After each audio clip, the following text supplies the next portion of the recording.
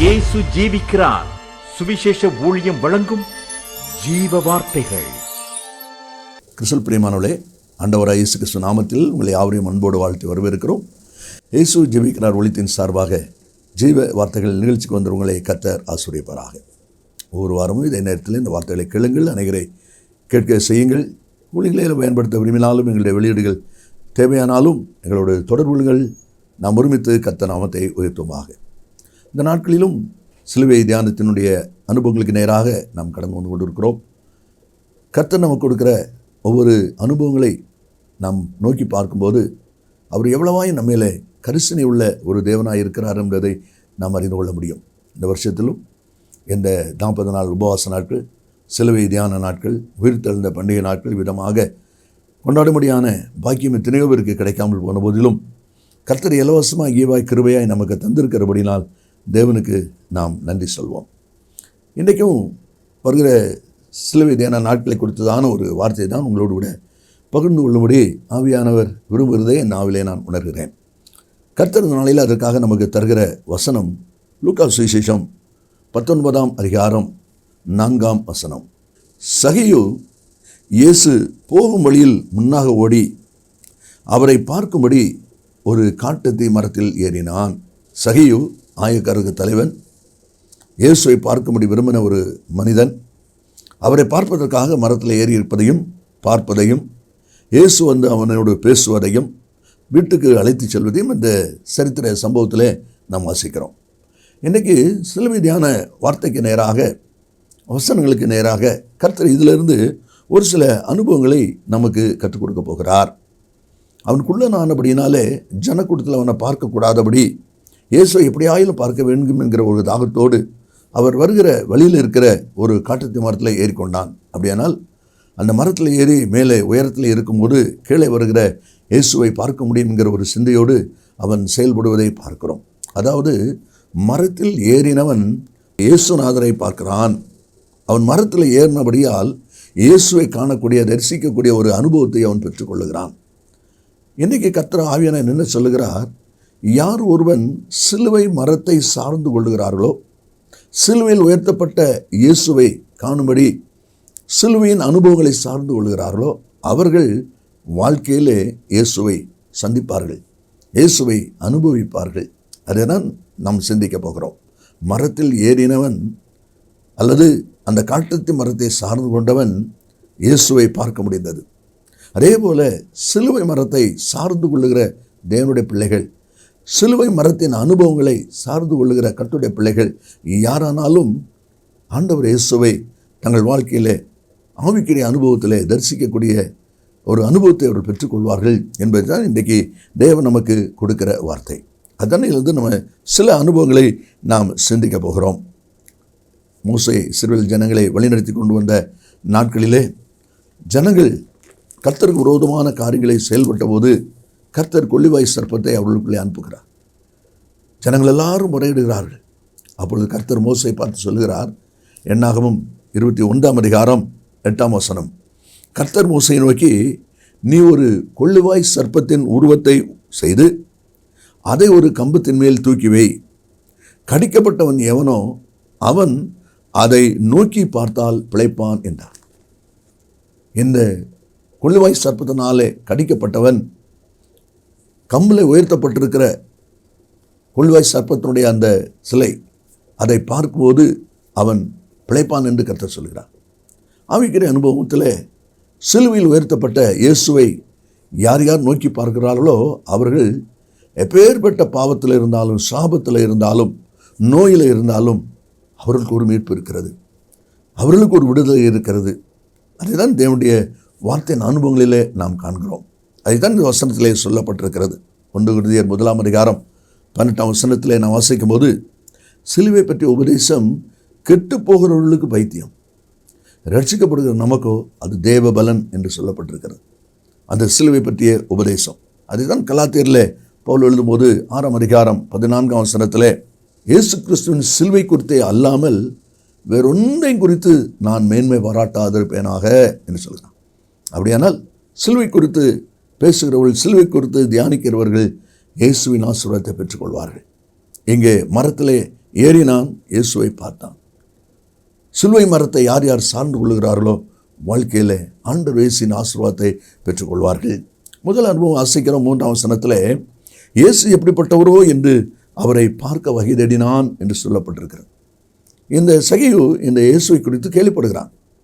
அவருடைய ஊழியங்கள், அவர் செய்கிற அற்புதங்கள், அவர் செய்கிற அடையாளங்கள் இதெல்லாம் கேள்விப்பட்டதுனால அவனுடைய உள்ளான மனசில் ஒரு எண்ணம் இருக்கிறது, எப்படி ஆயிலும் இந்த இயேசுவை நாம் பார்க்க வேண்டும், இந்த இயேசுவை நாம் காண வேண்டும் என்கிற ஒரு ஆவல் அவனுக்குள்ளே இருப்பதை நாம் அதில் பார்க்கிறோம். அது நிமித்தம் எரிகோ பட்டணத்துக்கு நேராக அவர் வருகிறார் என்று அறிந்த உடனே அவரை பார்ப்பதற்காக அவன் ஆயத்தப்படுகிறதையும் தன்னை ஆயத்தப்படுத்திக் கொள்கிறதையும் அந்த அனுபவத்தில் நாம் பார்க்கிறோம். அருமையானவர்களே, சிலுவை மரத்தின் அனுபவத்தை சார்ந்து நிற்கும்படி பிரயாசப்படுகிற பிள்ளைகள் யாரானாலும் அவர்களுக்குள்ளே முதலாவது இயேசுவை நான் காண வேண்டும், இயேசுவின் அனுபவங்களை நான் அறிந்து கொள்ள வேண்டும் என்கிற ஒரு எதிர்பார்ப்பு, ஒரு ஆவல் அவர்களுக்குள்ளே தேவை.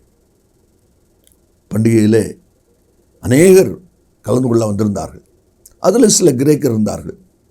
அவர்கள் பிலிப்பை பார்த்து சொல்லுகிறார்கள். யோவான் 12ஆம் அதிகாரம் 20-21 வசனங்களை நீங்கள் வாசிக்கும்போது சொல்லப்பட்டிருக்கிறது. அவர்கள் பிலிப்பை பார்த்து, ஐயா, இயேசுவை காண விரும்புகிறோம் என்றார்கள். பாருங்கள், பண்டிகைக்கு அநேக கூட்டம், திரள் கூட்டம் ஜனம் வந்தாங்க. ஆனால் சில கிரேக்கர் இருந்தாங்க.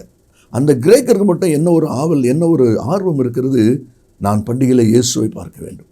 இந்த சிலுவை தியான நாட்களில் வந்திருக்கிற நாம் ஏதோ வருஷம் வழக்கமாக வந்து வர்றோம் போகிறோம் இல்லை.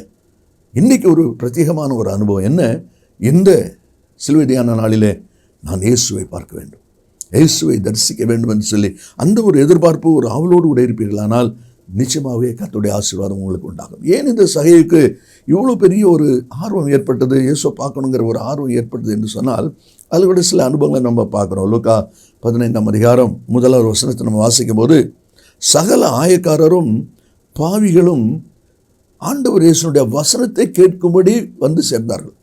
அவருடைய வசனத்தை கேட்பதற்கு ஆயக்காரர்கள் வர்றாங்க.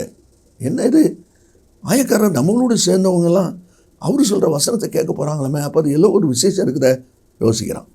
அது மட்டும் இல்லை, 18வது அதிகாரம் 13-14 வசனத்தை வாசிக்கும் போது நமக்கு நல்லா தெரிந்த ஒரு அனுபவம். தேவாலயத்தில் ஜெபிக்கும்படி பரிசேயன் ஆயக்காரன் போகிறான். பரிசேயன் உள்ளே ஜெபிக்கிறான், ஆயக்காரன் வெளியே ஜெபிக்கிறான். அந்த ஜெபத்தினுடைய முடிவில் ஆண்டவர் ஆயக்காரன் பக்கத்தில் வந்து நின்று கொண்டு, அவனல்ல இவனே நீதிமானாக்கப்பட்டவனாய் தன் வீட்டுக்கு திரும்பி போனான் என்று சொல்லி கர்த்தர் சொல்வதை பார்க்குறோம். அப்போ ஆயக்காரன் பக்கத்தில் போய் இயேசு நிற்கிறாரே, அப்போ அந்த இயேசு நம்ம பார்க்கணுமே என்கிற ஒரு ஆர்வம் அவனுக்கு உண்டாகுது. அது மட்டும் இல்லை, 7ஆம் அதிகாரம் 29ஆம் வசனத்தில் அநேக ஆயக்காரர்கள் யோவானிடத்தில் போய் ஞானஸ்நானம் பெற்றுக்கொண்டார்கள் என்பதையும் பார்க்குறோம். இதையும் அவன் கவனிக்கிறான். இதெல்லாம் அவனுடைய மனசில் இருந்ததுனால தான் இந்த இயேசு எப்படியாவது பார்க்கணும் என்கிற ஒரு ஆவல் அவனுக்குள்ளே உண்டாகிறது. இரண்டாவதாக 4வது வசனத்திலே வாசிக்கிறோம். அதில் சொல்லப்பட்டிருக்கிறது, இயேசு போகும்படி வழியிலே முன்னாக ஓடி அவரை பார்க்கும்படி அந்த காட்டு மரத்திலே ஏறினான் என்பதை நம்ம அதில் பார்க்கிறோம். அதாவது 2வது ஒரு அனுபவம் என்ன, சகைவை கவர்ந்து கொண்ட மரம். சகைவை கவர்ந்து கொண்ட மரம். எப்படி இந்த வார்த்தை நாம் சொல்ல முடிகிறது என்று சொன்னால், கூட்டத்துக்கு பின்னாலே நிற்கிற அவன் இயேசுவை பார்க்க பிரயாசப்பட்டால் பார்க்க முடியல. ஆனால் அவனுக்குள்ளே ஒரு வைராக்கியம் உண்டாகிறது. எப்படி ஆயிலும் இன்றைக்கு பார்த்தே தீர வேண்டும், இன்றைக்கு பார்த்தே ஆக வேண்டும். அப்போ என்ன செய்வது? தூரத்தில் நிற்கிற மரம் அவனை கவர்ந்து கொள்கிறது. எப்படி ஒரு யோசனை வருகிறது, மரத்தில் ஏறினால், உயரத்தில் ஏறினால் அவரை நாம் பார்க்க முடியும்.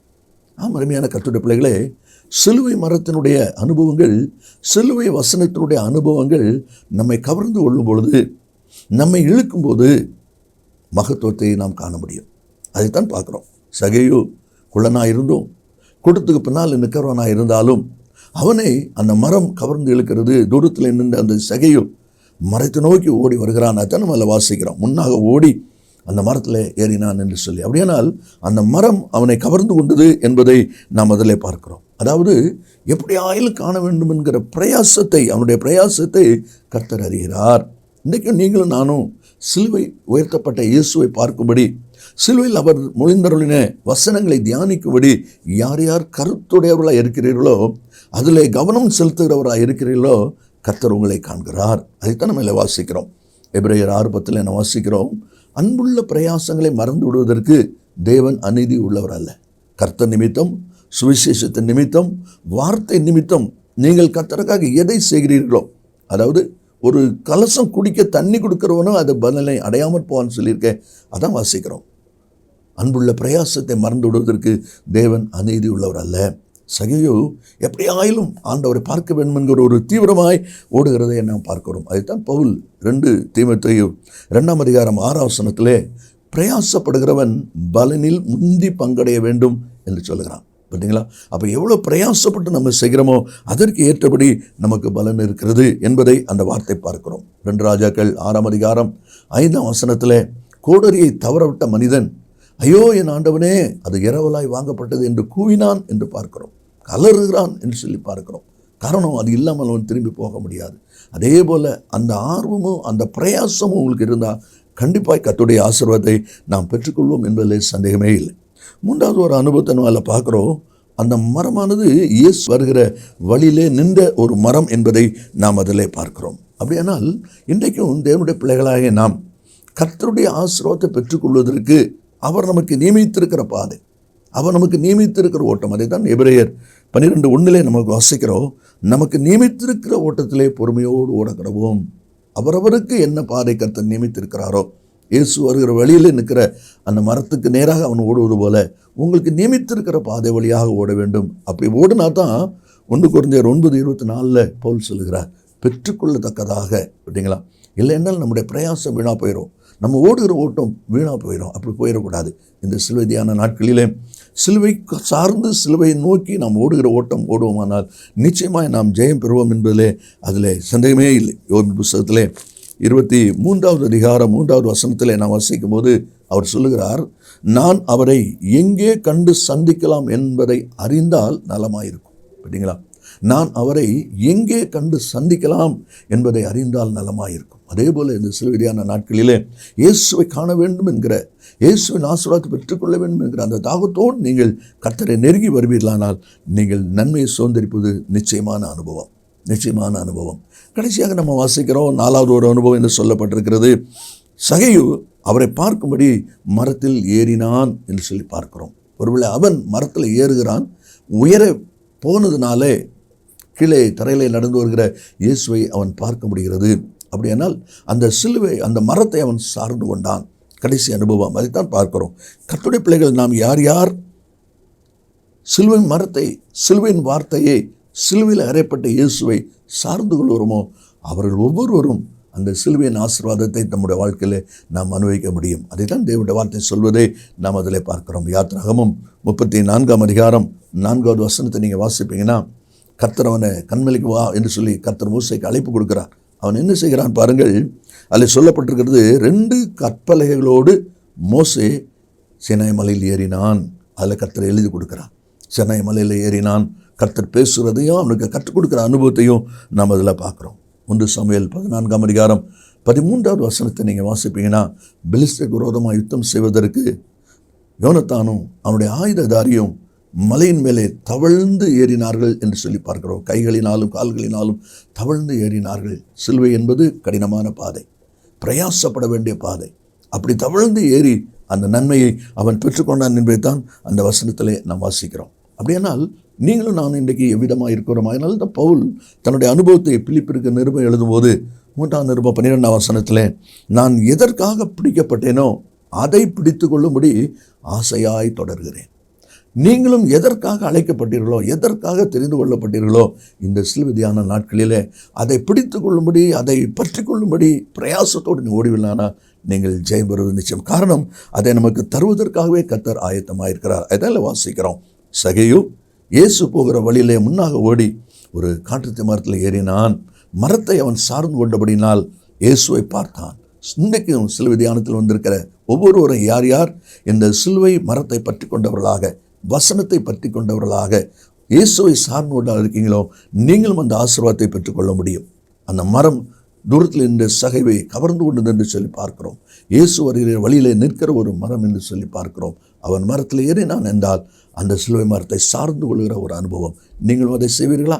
ஒரு தீர்மானத்தோடு செய்வீர்களானால் இந்த சிலுவை தியான நாட்களின் ஆசீர்வாதம் நிச்சயமாய் நம்ம ஒவ்வொருவருக்கும் உண்டாகும். நாம் ஜெபிப்போமா? இயேசு சீக்கிரம் வரப்போகிறார். நல்ல பிதாவே என்று துதிக்கிறோம். உங்களுடைய வார்த்தை ஆம் என்றும் ஆமேனும் இருப்பதற்காக ஸ்தோத்திரம். இந்த வார்த்தை கேட்கிற ஒவ்வொரு பிள்ளைகளும் தங்களை அர்ப்பணித்து சிலுவை தியானத்தின் ஆசீர்வாதங்களை சுதந்திரத்துக் கொள்ள கர்த்தர் உதவி செய்வீராக. இயேசுவின் நாமத்தில் பிதாவே, ஆமேன் ஆமேன். கர்த்தர் உங்களை ஆசீர்வதிப்பாராக. ஆமேன். மேலும் விவரங்களுக்கும் உங்கள் ஜெப தேவைகளுக்கும் நீங்கள் எங்களோடு தொடர்பு கொள்ள வேண்டிய முகவரி ஜீசஸ் லிவ்ஸ் காஸ்பல் மினிஸ்ட்ரீஸ், சகோதரர் John M Jeyaraj, 123A Dohnavur road, Mavadi, Nellai மாவட்டம், தென்னிந்தியா 627107. செல்போன் 9443113292.